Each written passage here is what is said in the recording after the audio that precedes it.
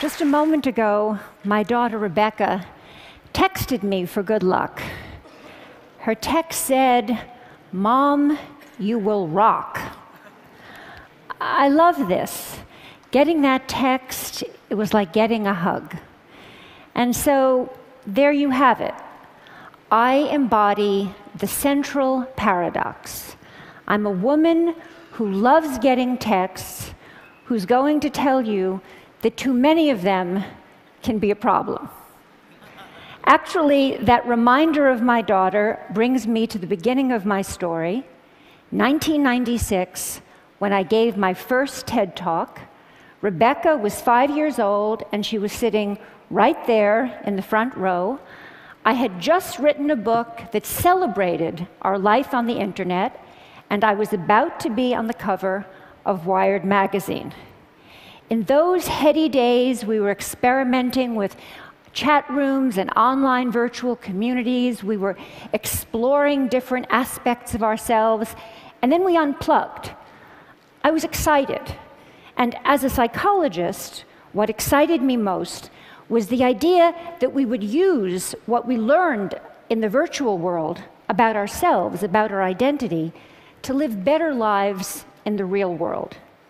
Now, fast forward to 2012, I'm back here on the TED stage again. My daughter's 20, she's a college student. She sleeps with her cell phone. So do I. And I've just written a new book, but this time it's not one that will get me on the cover of Wired magazine. So what happened? I'm still excited by technology, but I believe, and I'm here to make the case, that we're letting it take us places that we don't want to go. Over the past 15 years, I've studied technologies of mobile communication, and I've interviewed hundreds and hundreds of people, young and old, about their plugged-in lives.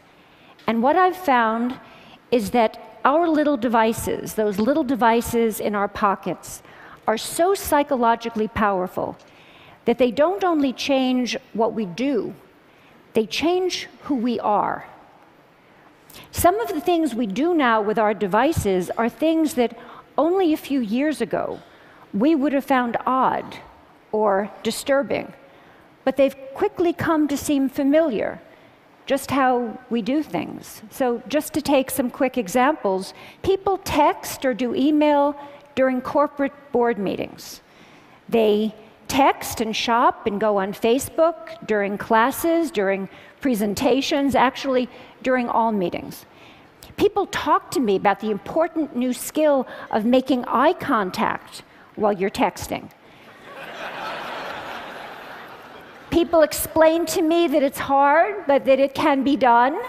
Parents text and do email at breakfast and at dinner while their children complain about not having their parents' full attention, but then these same children deny each other their full attention.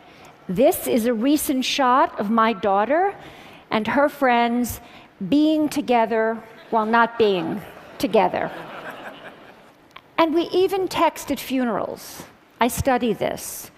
We remove ourselves from our grief or from our reverie, and we go into our phones. Why does this matter? It matters to me because I think we're setting ourselves up for trouble. Trouble certainly in how we relate to each other, but also trouble in how we relate to ourselves, in our capacity for self-reflection. We're getting used to a new way of being alone together. People want to be with each other, but also elsewhere, connected to all the different places they want to be. People want to customize their lives. They want to go in and out of all the places they are because the thing that matters most to them is control over where they put their attention. So you want to go to that board meeting, but you only want to pay attention to the bits that interest you. And some people think That's a good thing. But you can end up hiding from each other even as we're all constantly connected to each other. A 50-year-old businessman laments to me that he feels he doesn't have colleagues anymore at work. When he goes to work, he doesn't stop by to talk to anybody, he doesn't call, and he says he doesn't want to interrupt his colleagues because he says they're too busy on their email. But then he stops himself and he says, I'm not telling you the truth. I'm the one who doesn't want to be interrupted. I think I should want to, but actually I'd rather just do things on my BlackBerry. Across the generations, I see that people can't get enough of each other if and only if they can have each other at a distance in amounts they can control. I call it the Goldilocks effect. Not too close, not too far, just right. But what might feel just right for that middle-aged executive can be a problem for an adolescent who needs to develop face-to-face relationships. An 18-year-old boy who uses texting for almost everything says to me wistfully, someday, but certainly not now, I'd like to learn how to have a conversation. When I ask people, what's wrong with having a conversation? People say, I'll tell you what's wrong with having a conversation.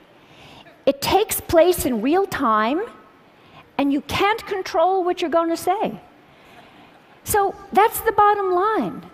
Texting, email, posting, all of these things let us present the self as we want to be. We get to edit, and that means we get to delete. And that means we get to retouch the face, the voice, the flesh, the body. Not too little, not too much, just right. Human relationships are rich, and they're messy, and they're demanding. And we clean them up with technology. And when we do, one of the things that can happen is that we sacrifice conversation for mere connection. We shortchange ourselves. And over time, we seem to forget this, or we seem to stop caring. I was caught off guard when Stephen Colbert asked me a profound question. A profound question.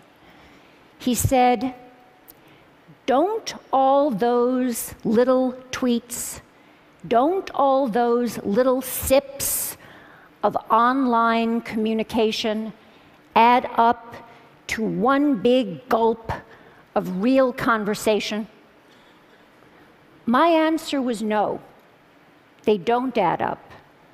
Connecting in sips may work for gathering discrete bits of information. They may work for saying, I'm thinking about you, or even for saying, I love you. I mean, look at how I felt when I got that text from my daughter. But they don't really work for learning about each other, for really coming to know and understand each other. And we use conversations with each other to learn how to have conversations with ourselves. So a flight from conversation can really matter because it can compromise our capacity for self-reflection. For kids growing up, that skill is the bedrock of development. Over and over I hear, I would rather text than talk.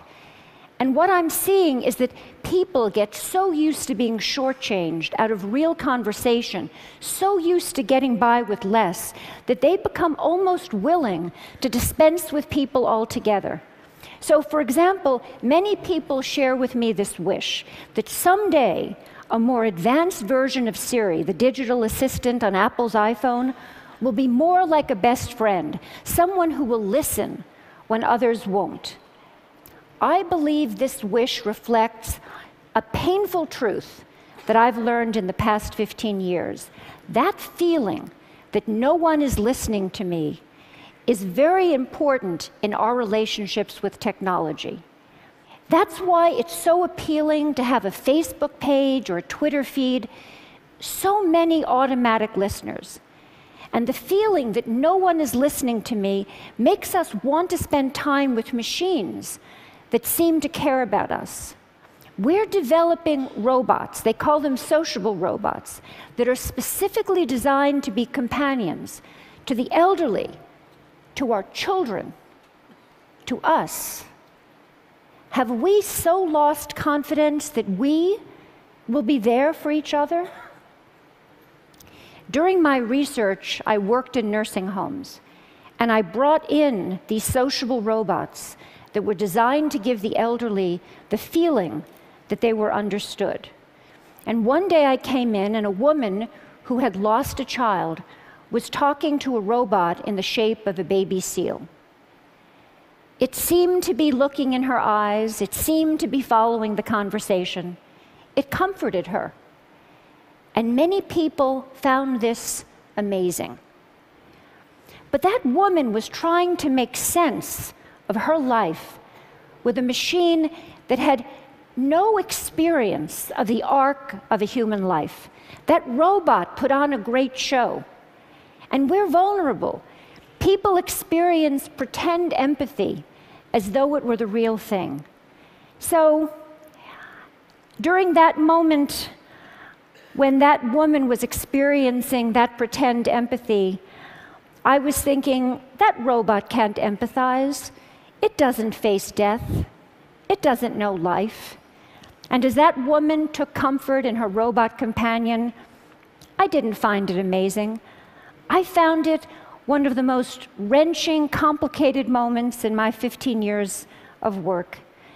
But when I stepped back, I felt myself at the cold, hard center of a perfect storm. We expect more from technology and less from each other. And I ask myself, why have things come to this? And I believe it's because technology appeals to us most where we are most vulnerable. And we are vulnerable. We're lonely, but we're afraid of intimacy. And so from social networks to sociable robots, we're designing technologies that will give us the illusion of companionship without the demands of friendship. We turn to technology to help us feel connected in ways we can comfortably control. But we're not so comfortable. We are not so much in control. These days, those phones in our pockets are changing our minds and hearts because they offer us three gratifying fantasies. One, that we can put our attention wherever we want it to be. Two, that we will always be heard. And three, that we will never have to be alone. And that third idea, that we will never have to be alone, is central to changing our psyches. Because the moment that people are alone, even for a few seconds, they become anxious, they panic, they fidget, they reach for a device. Just think of people at a checkout line or at a red light. Being alone feels like a problem that needs to be solved, and so people try to solve it by connecting. But here, connection is more like a symptom than a cure. It expresses, but it doesn't solve an underlying problem. But more than a symptom, constant connection is changing the way people think of themselves. It's shaping a new way of being. The best way to describe it is, I share, therefore I am. We use technology to define ourselves by sharing our thoughts and feelings even as we're having them. So before it was, I have a feeling, I want to make a call. Now it's, I want to have a feeling, I need to send a text. The problem with this new regime of I share, therefore I am, is that if we don't have connection, we don't feel like ourselves. We almost don't feel ourselves. So what do? We connect more and more. But in the process, we set ourselves up to be isolated. How do you get from connection to isolation? You end up isolated if you don't cultivate the capacity for solitude, the ability to be separate, to gather yourself. Solitude is where you find yourself so that you can reach out to other people and form real attachments. When we don't have the capacity for solitude, We turn to other people in order to feel less anxious or in order to feel alive. When this happens, we're not able to appreciate who they are. It's as though we're using them as spare parts to support our fragile sense of self. We slip into thinking that always being connected is going to make us feel less alone. But we're at risk, because actually it's the opposite that's true. If we're not able to be alone, we're going to be more lonely. And if we don't teach our children to be alone, they're only going to know how to be lonely. When I spoke at TED in 1996, reporting on my studies of the early virtual communities, I said, those who make the most of their lives on the screen come to it in a spirit of self-reflection. And that's what I'm calling for here, now. Reflection, and more than that, a conversation about where our current use of technology may be taking us, what it might be costing us. We're smitten with technology, and we're afraid, like young lovers, that too much talking might spoil the romance. But it's time to talk. We grew up with digital technology, and so we see it as all grown up. But it's not. It's early days. There's plenty of time for us to reconsider how we use it, how we build it. I'm not suggesting that we turn away from our devices, just that we develop a more self-aware relationship with them, with each other, and with ourselves. I see some first steps. Start thinking of solitude as a good thing. Make room for it. Find ways to demonstrate this as a value to your children. Create sacred spaces at home, the kitchen, the dining room, and reclaim them for conversation. Do the same thing at work. At work, we're so busy communicating that we often don't have time to think. We don't have time to talk about the things that really matter. Change that. Most important, we all really need to listen to each other, including to the boring bits, because it's when we stumble or hesitate or lose our words that we reveal ourselves to each other.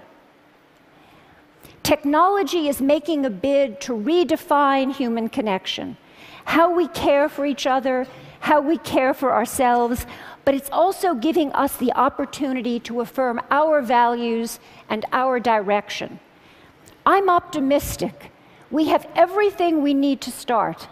We have each other, and we have the greatest chance of success if we recognize our vulnerability, that we listen when technology says it will take something complicated and promises something simpler.